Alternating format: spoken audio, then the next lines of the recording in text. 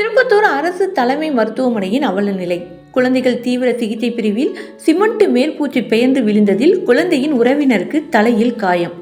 திருப்பத்தூர் மாவட்ட அரசு தலைமை மருத்துவமனைக்கு தினந்தோறும் 1000க்கும் மேற்பட்ட பொதுமக்கள் சிகிச்சைக்காக வந்து செல்லும் நிலையில் அரசு தலைமை மருத்துவமனையில் குழந்தைகளுக்கான தீவிர சிகிச்சை பிரிவு செயல்பட்டு வருகிறது.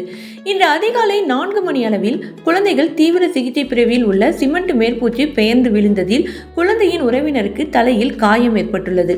அதே மருத்துவமனையில் அந்த பெண்மணிக்கு முதலுதவி சிகிச்சை அளிக்கப்பட்டு 2 தையல் போடப்பட்டுள்ளதாகவும் கூறப்படுகிறது.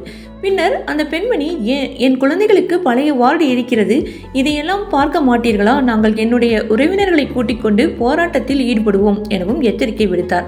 அந்த பெண்மணி மருத்துவரிடமும் செவிலியரிடமும் ஆதங்கமாக பேசிய வீடியோ சமூக வலைத்தளங்களில் வைரலாகி வருகிறது. குழந்தைகள் தீவிர சிகிச்சை பிரிவில் சிமெண்ட் மேற்பூச்சு பெயர்ந்து விழுந்ததில் ஒருவருக்கு தலையில் காயம் ஏற்பட்ட சம்பவம் மருத்துவமனை வளாகத்தில் பெரும் பரபரப்பு ஏற்படுத்தியது. திருப்பத்தூர் மாவட்ட செய்தியாளர் சதீஷ்குமாருடன் ஒளிப்பதிவாளர் ரகுநாதன், தமிழ்நாடு டுடே. என்ன கதி ஆகுவாங்க? பள்ளி பில்டிங்ல குழந்தைங்க விடுறீங்க, சொல்லி ஆகணும். எங்களுக்கு ஒத்தாச்சு, நீங்க எல்லாம் பேசுங்க. ஒன்னும் யாருனாலும் பேசுவாங்க, இதெல்லாம் யாரும் பேசாமலாம் இருக்க மாட்டாங்க. வாங்க, எல்லாரும் பேசுவாங்க. ஏன் பழைய பில்டிங்ல கை குழந்தைல போட்டு வச்சுக்கிறீங்க? பழைய பில்டிங் அப்படின்னு எப்படி நீங்க சொல்லுங்க? அது எப்படி சரி, அது எப்படி மேடம் உங்களுக்கு கீழே? நீங்களே சொல்லுங்க. சீலிங் உடஞ்சி எப்படி உங்களுக்கு கீழே ஒரு குழந்தை வயசு வேலை போட்டு வைக்கிறனாக்கா அதுக்கு எவ்வளவு மேல பாதுகாப்பு பண்ணி வைக்கிறோம்? பெரியவங்க மேல வந்து குழந்தை மேல வந்து என்ன இருக்கு மேடம்? நீங்களே கூட சொல்லுங்க. கை குழந்தை வச்சுக்கிறாங்க, குழந்தைக்கு எதனா ஆபத்து, குழந்தை தவறுந்து பேக்குறாங்க. என் உசுறு பண்ணா கூட கொள்ளையும் பறிச்சுக்கோ. குழந்தை வந்து தவறுந்து பேக்க, குழந்தைக்கு எதனா ஆபத்துனா என்ன உத்தரவாதம் கொடுக்குவீங்க? நீங்களே சொல்லுங்க. எனக்கு உயிர் பண்ணா என் பிள்ளைக்கு தாய் பாப்பா உத்தரவாதம் தருவீங்களா? என்ன பத்து தருவீங்க சொல்லுங்க பாக்கலாம். எனக்கு வந்து என் ஆம்பளைல வரையப்ப நாங்க போராட்டம் பண்ணுவோம். நாங்க அது வந்து எல்லாமே செக் பண்ணணும். ஒரு குழந்தை வரல எல்லாமே செக் பண்ணணும். நீங்களே சொல்லுங்க. எம்எல்ஏ குழந்தைக்கு இருந்தா குழந்தை உயிருக்குமா? குழந்தை தாங்குமா? கை குழந்தை வரது நீங்களே சொல்லுங்க. இப்பதான் தலை அடிமட்டுப்பட்டு 7 தையல் போட்டு இப்ப 4 நாளதான் குழந்தைக்கு இந்த வாரமே சரியில்லை. எனக்கு நான் கஷ்டப்பட்டு நான் வந்து இங்க வந்து அப்படி கிடைக்கிறேன். எங்களுக்கு ஆம்பளைல வரையப்ப அது எல்லாமே செக் பண்ண. அண்ணா நீங்க சொல்லுங்க, எல்லாருக்குமே சொல்லுங்க. ஆளுங்க வரணும் பார்க்கணும் அந்த பில்டிங்ல.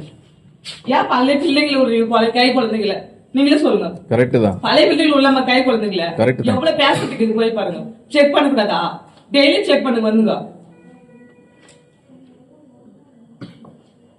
அவங்க என்ன சொல்றாங்கன்னா, ஒரு நிமிஷம் இருங்க. இப்ப என்னன்னா, எங்களுக்கு தெரியாது, நாங்க பேஷண்ட், நாங்க எப்போ வரோம். நீங்க தானே இங்கே தானே இருக்கீங்க. எங்க என்ன ப்ராப்ளம் உங்களுக்கு மெயின்டெனன்ஸ் நீங்க தானே சொல்லணும். சார் மெயின்டெனன்ஸ் பாக்குறது ஓகே தான் சார்.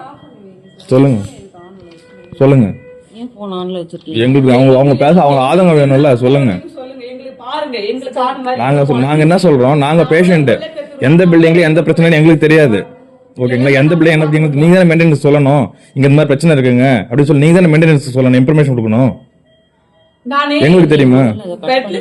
நினைச்சேன் இது வந்து பழைய பில்டிங்ல நான் நினைச்சேன். உண்மையிலே பொது இடத்துல சொல்றேன், குழந்தைங்க பழைய பில்டிங் போட்டு வச்சுறாங்க.